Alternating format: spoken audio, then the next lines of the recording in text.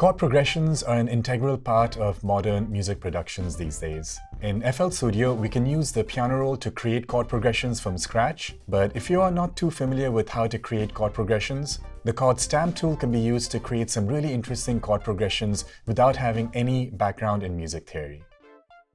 Now let's take a look at how we can make use of the piano roll to create chord progressions. So I'm going to go ahead and add a new instrument on the channel rack first. So clicking on the plus button here, we get a list of different instruments that we can load in. I'll choose this one called FL Keys. So this gives us a very simple piano sound. We can change it here to a different piano, maybe an electric piano. Alright, so let's close out that window. And now let's open the piano roll. Now I do not want to create this chord progression in the drum 2 pattern. So I'll click the plus button here to create a new pattern. Let's call this chords 1. Give it a color, accept, and hit enter. Alright, you can see over here it says piano roll and the connected instrument or the target channel is FL Keys. If I click over here, we can select anything else from the channel rack. So it's very important what that target channel is set to. So we're working with FL Keys, so I'll leave the target channel as FL Keys. Alright, so here we have the piano roll. These are the different tools we can access in the piano roll. By default, we have this draw tool. And here in the piano roll, I can preview the individual sounds by clicking on the notes over here. And if I click, I can create a particular note. I can resize that note. I can click and drag that note. And I can also reposition the note to a different note. Alright, so I'm going to go ahead and create a chord.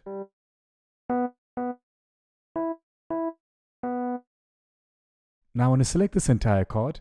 I could choose the select tool, but a quick way to access the select tool is by holding down Command or Control on a PC and then clicking and dragging.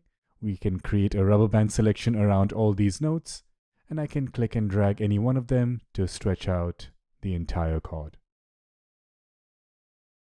I'll hold down Command or Control and click in the background to lose that selection. Alright, let's add a second chord.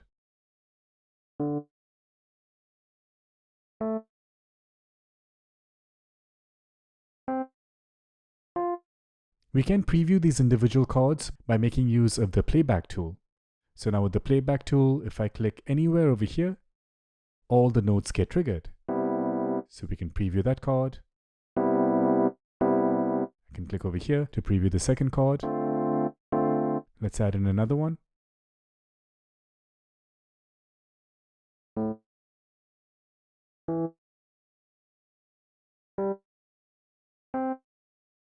Let's preview this one.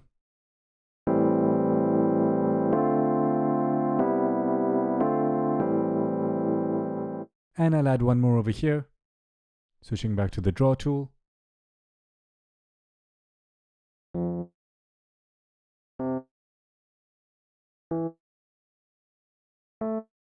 Alright, let's hear this entire pattern.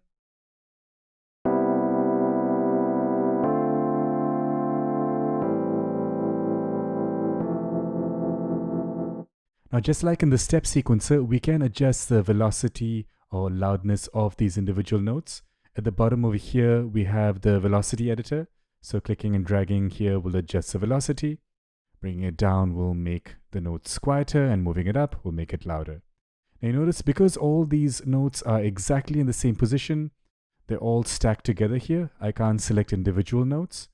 But if I hold down Option or Alt on a Mac and hover my cursor on a particular note and use the scroll wheel, scroll up or down, I can adjust the velocity for that individual note. So like this, all the individual notes of the chord can have a different velocity, and it'll sound a little bit more interesting.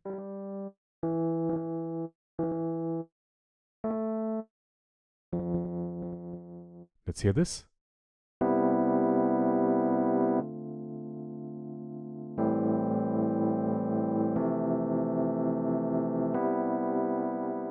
Alright, that sounds pretty cool. Other things we can do is to mute individual notes. So we have the mute tool here. So let's say I'm not sure if I want to hear that note, so I'll just mute it. Mute that one. And clicking on the note again will unmute the note. We can delete individual notes by choosing the delete tool. But even with the draw tool, if you hold down Command or Control on a PC, click and drag to select a note, you can delete by just hitting the delete key. I'm going to undo that because I do want that note. We can use the slice tool to slice individual notes to create multiple notes.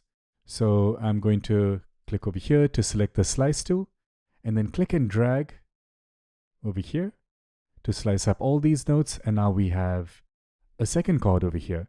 Currently it's exactly the same, but I can change up the individual notes. Switch back to the draw tool so I can select the notes and move it around.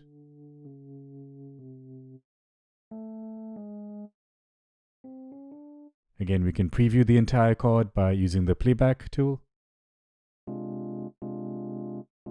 And if you want to hear it in context, hear the entire pattern.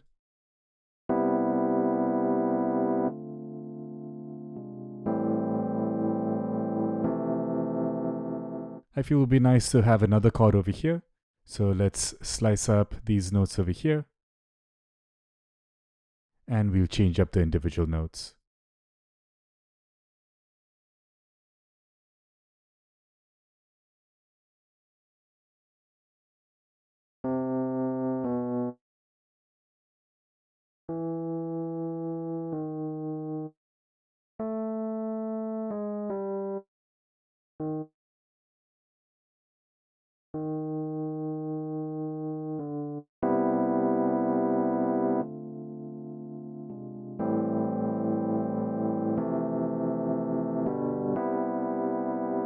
So that's how we can use the piano roll to create a chord progression.